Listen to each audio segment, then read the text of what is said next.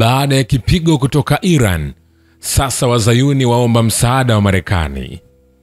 Utawala wa kizayuni wa Israeli umeitaka Marekani kujiunga na vita vyake dhidi ya Jamhuri ya Kiislamu ya Iran katika kile inachodai ni kuondolewa mpango wa nishati ya nyuklia wa Iran.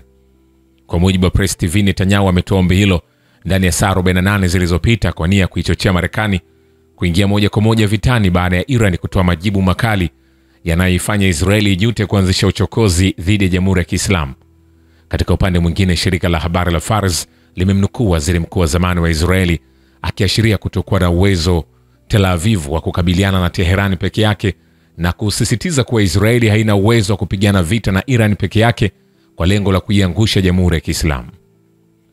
Kukiri huko Ehud Barak kumekuja baada ya majibu makali yaliyotolewa na Jamhuri ya Kiislamu ya Iran kujibu uvamizi wa kigaidi uliofanywa na Israeli katika ardhi ya Iran Ijumaa asubuhi.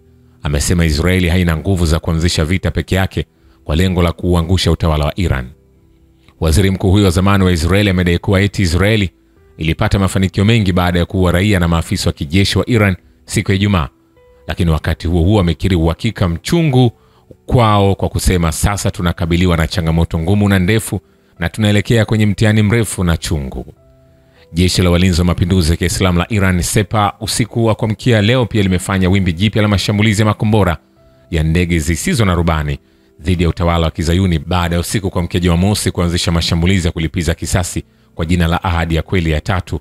Vyombo vya habari duniani vimetangaza kwamba mashambulizi ya siku ya kuamkia Jumamosi ya Iran dhidi ya Israeli yalikuwa makubwa zaidi kuliko ya Ijumaa.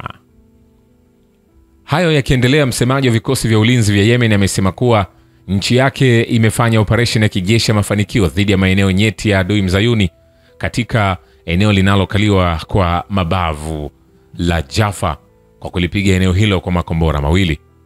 Brigedia Jenerali Yahya Sari amesema kikosi cha makombora cha jeshi la Yemen kimefanya operesheni dhidi ya maeneo nyeti ya adui Israeli katika eneo linalokaliwa kwa mabavu la Jaffa kwa kutumia makombora mawili ballistic ya Palestina kwa nyakati tofauti katika muda wa saa 24 zilizopita. Amesema aidha operesheni hizo ziliratibiwa ziende sambamba na operesheni za jeshi la Iran na Walinzi wa Mapinduzi ya Kiislamu Sepa dhidi ya adui mwalifu Israeli. Msemaji wa jeshi la Yemen ameongeza kuwa vikosi vya ulinzi vya nchi hiyo vinaipelekea salamu Jamhuri ya Kiislamu ya Iran, taifa lake, jeshi na uongozi wake kwa sababu ya ushujaa, azma, kutotetereka na imani thabiti katika kujibu jinai za kikatili za Wazayuni na kwa kumtegemea Mwenyezi Mungu. Ameongeza kuwa vikosi vya ulinzi vya Yemen sambamba na kufuatilia matukio hayo kwa kujivunia, vinasisitiza kuwa hadi pale hujuma dhidi ya watu wa Gaza zitakapokoma na mzingiro huo kuondolewa, wataendelea kushikamana na wana mapambano wa kambi ya Mukawama huko Gaza, Palestina.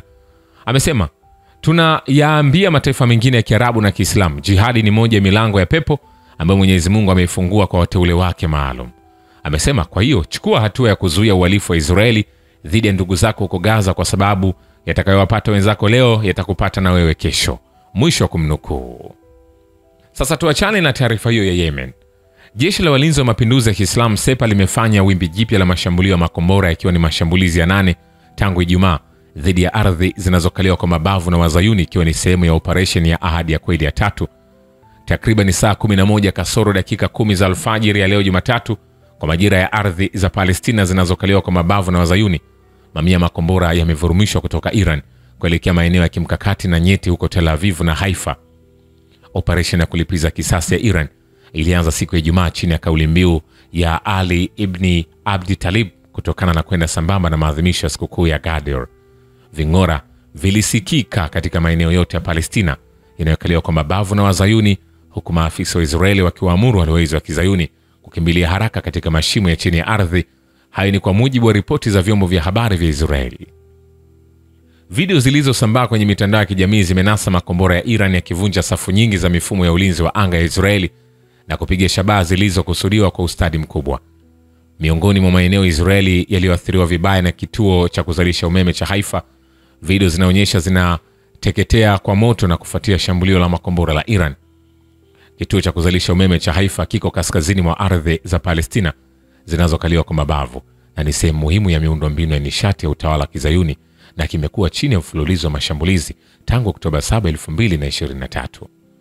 Vyombo vya habari vya Israeli vimetangaza kuwa kituo hicho kinacholindwa na mfumo wa ulinzi wa anga wa Arrow 3 kimeharibiwa na shambulio la makombora la Iran, lakini jeshi la utawala wa Kizayuni limepiga marufuku kupiga picha na kuchukua video za maeneo ambayo yanasambaratishwa na makombora ya Iran.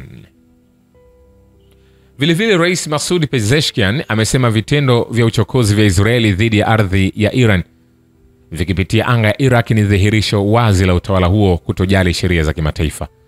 Katika mazungumzo ya simu na waziri mkuu wa Iraq Mohammed Shayal al-Sudan, Rais Pezeshkian ameitaka Iraq kuimarisha ulinzi wa mipaka na anga yake. Amesema, tunasisitiza kwamba serikali ya Iraq lazima iwe macho zaidi na kutoa ulinzi zaidi wa mipaka na anga yake ili kuzuia matumizi mabaya yoyote ya ardhi ya Iraq dhidi ya Jamhuri ya Kiislamu ya Iran. Aidha, ameongeza kuwa hatukuanzisha vita, lakini tulijibu kwa nguvu. Na kama uchokozi wa Israeli utaendelea, majibu makali zaidi na yenye kuangamiza yanawasubiri wachokozi. Amebainisha kuwa utawala wa Israeli una rekodi chafu ya kushambulia nchi za Kiislamu kuanzia Palestina na Lebanon hadi Syria na Iran. Amesema iwapo mkakati huu mbaya hautasitishwa kupitia nia ya pamoja na yenye nguvu ya umma wa Kiislamu, bila shaka punde si punde nchi zingine katika eneo hili pia zitakabiliwa na uchokozi wa utawala huo. Amesisitiza kuwa nchi zote za Kiislamu zina wajibu wa kusimama imara na kwa uthabiti katika ngazi zote na katika vikao vyote vya kimataifa dhidi ya vitendo vya uchokozi vya Israeli. Kwa upande wake, waziri mkuu wa Iraq amesema nchi yake inaiunga mkono Iran na inalaani vikali vitendo vya uchokozi vya utawala wa Israeli. Sudan amesema operesheni ya kulipiza kisasi ya Iran iliyopewa jina la Operation Ahadi ya Kweli ya 3 haikuwa tu utetezi halali wa mipaka ya Jamhuri ya Kiislamu, bali pia jibu la uhakika na lenye kuangamiza kwa utawala wa Israeli ambao wai wake wanategemea uvamizi, uhalifu na ukiukwaji wa haki za kimataifa. Vilevile vikosi vya usalama vya Iran vimewakamata magaidi wawili wa shirika la ujasusi la Mossad la utawala wa Israeli kaskazini magharibi mwa Iran. Kamanda wa polisi wa Iran ametangaza Jumamosi kwa maafisa wawili wa Mossad walikamatwa katika kaunti ya Savoj Bolag mkoani Alborz kaskazini magharibi mwa Iran. Taarifa hiyo imesema kupitia juhudi za polisi wa mkoa wa Alborz, wanachama wawili wa kundi la kigaidi linalofungamana na Mossad walikamatwa. Taarifa hiyo imebaini kuwa magaidi hao walikuwa wakitengeneza mabomu, vilipuzi, mitego iliyotegwa na vifaa vya kielektroniki katika nyumba moja ya kundi hilo. Shirika la kijasusi na kigaidi la Mossad husimamia shughuli za kijasusi na operesheni za siri nje ya mipaka ya utawala wa Israeli. Maafisa wa usalama wa Iran wamekuwa wakisisitiza mara kwa mara kwamba wa Iran wako macho dhidi ya adui Mwisraeli ambaye amekuwa akifanya juhudi kubwa za kudhuru taifa la Iran katika miongo kadhaa iliyopita. Shukran kwa Babu ya Kivita. Mimi ni Richard Shio, The Rich Voice. Ni follow Instagram na TikTok kama Rich Voice Official. Asante.